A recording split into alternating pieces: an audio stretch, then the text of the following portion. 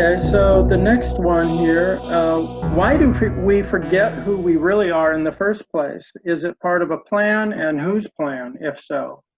Our own soul, God, what have you, you know? Well, I've written quite a bit about this in a lot of my books. I think maybe All Grace is a book that talks about God and what God is up to more than any of my other books. Um, and what is said in that book is similar to what other mystics have said, that there's only one force that has created everything. And this force, as Leela or play or enjoyment or entertainment, we can hardly really know what the oneness, how much can we know of the oneness's motivations and intentions, except that the oneness in All Grace, for instance, Jesus explained that we are made in God's image, and we love to create. We love to learn, and we love to grow. We love the unknown. It's so interesting and exciting to not know something, and then to find out something, and to create something and explore something. So that is our clue that God is doing a play in all of creation. He is having an exploration. He is evolving through creation. He is creating. He is enjoying. He is being challenged. Oh, excuse me for saying he. I'm so sorry. That's just such a habit pattern. That's just a language thing. And it is a language thing. And I don't think any of my books have ever referred to the oneness as a he. So that is me and my upbringing here. I've seen more she, I think, than I've seen he in your book, Yeah. So the oneness is up to something here. There is a purpose, and that purpose is to get lost in creation, to be creation. Though, when we create, we create dolls or we create cars, but we aren't those dolls and we aren't those cars. But the oneness creates us, and the oneness is us, and the oneness is everything, every living being that's created. The oneness is that. There's no separation between the oneness and what it has created. And so that's how we're different from creators. We don't become our creations, right? But isn't that amazing? The creator becomes its creations, and it is enjoying and relishing the experience of being alive. Mm-hmm. And that's what you experience when you awaken. You move into a place of knowing the creator's joy, gratitude, enjoyment of being alive, and the love of creation, the love of this world, the love of this human experience.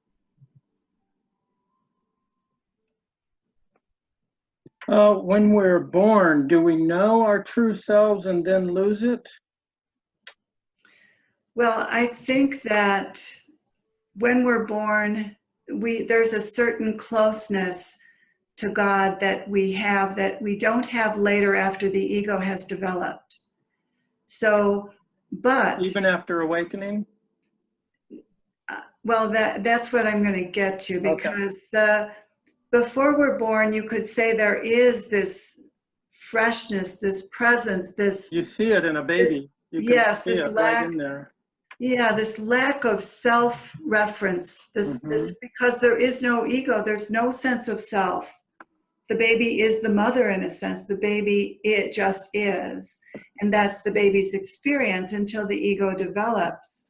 But the baby, unlike someone who's awakened, doesn't have the perspective that someone who's awakened has of the ego and the play and the intelligence. So there's a lack of, you could say, understanding or maturity.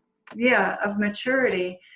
So it is a different, not altogether different, but it is different than when you're awake.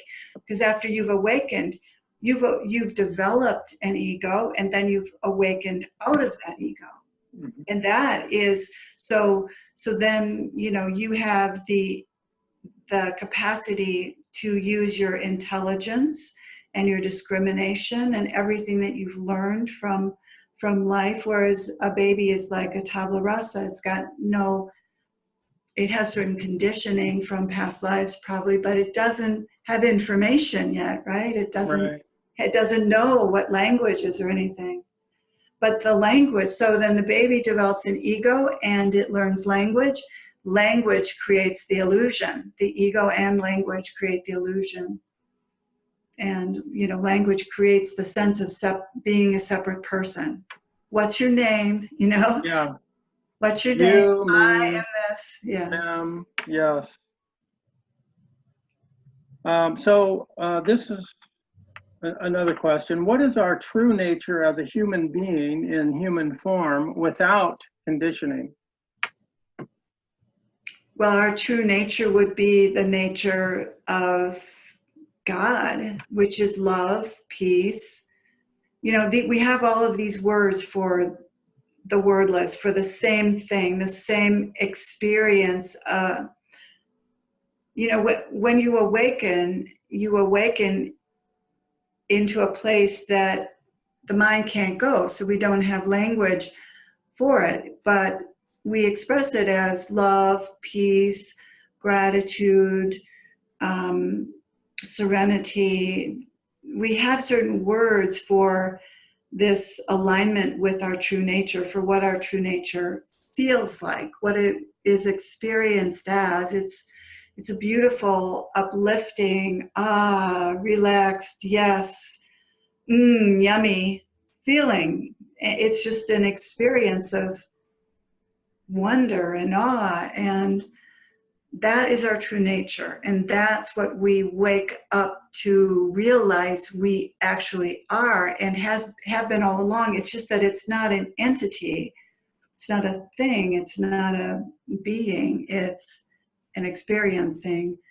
And so we're sort of looking, because we have been oriented towards language and things, we're looking for it to be something, or to be an entity, or be a being, or something that we're our true self. I use that word a lot. True self seems like, oh, we're talking about an entity, but we're not. We're talking about an experience of just relaxation into life, really, Mm-hmm. without any thoughts attached to it. No evaluations, no nothing. There's just simple being. Entirely beyond mind. Okay, so here's the next one. What is our true purpose? Why are we here in human form? And did we choose to be here? Well, I think our soul chose to be here. Sometimes people say, I didn't choose this, I didn't want this life. Well, that would be their personal self, or you could say their ego saying that. But the soul chooses the experience, the general overall plan. There is a plan before life, and that's what astrology depicts, a certain blueprint for the soul for this lifetime. It's a broad brush plan. It's not specifically laid out or predetermined, because we do have free will. But each soul chooses to have certain experiences, to meet certain people, to achieve certain goals, or learn certain lessons in a particular lifetime. And then the astrology chart is chosen to facilitate that. The family is chosen, the environment, the country, and some of the experiences come about in one's life to steer one in the direction of fulfilling that plan and learning those lessons. So I definitely believe that there is a purpose. We all have an individual purpose. The overall purpose of everyone's soul is to awaken and become enlightened and move on to the next dimension, which is not a physical dimension, which is a non-physical dimension. And in the non-physical dimensions is where the guides and ascended masters and world teachers such as Jesus, who is also an ascended master, reside, and then they guide the lower dimensions. So the setup is very hierarchical because hierarchy is effective. The beings on the higher dimensions assist the beings on the lower dimension to evolve, and that way everyone evolves and returns to the oneness eventually, but it's an extremely long journey. It's an inconceivably lengthy journey to return to the oneness. Wow. So many questions and stuff arise in there, but you're painting a real broad swath. Um, well, what is our true identity? Um, I'm just giving these as they come, as they came. So, Well, true identity, true nature, it would be the same thing.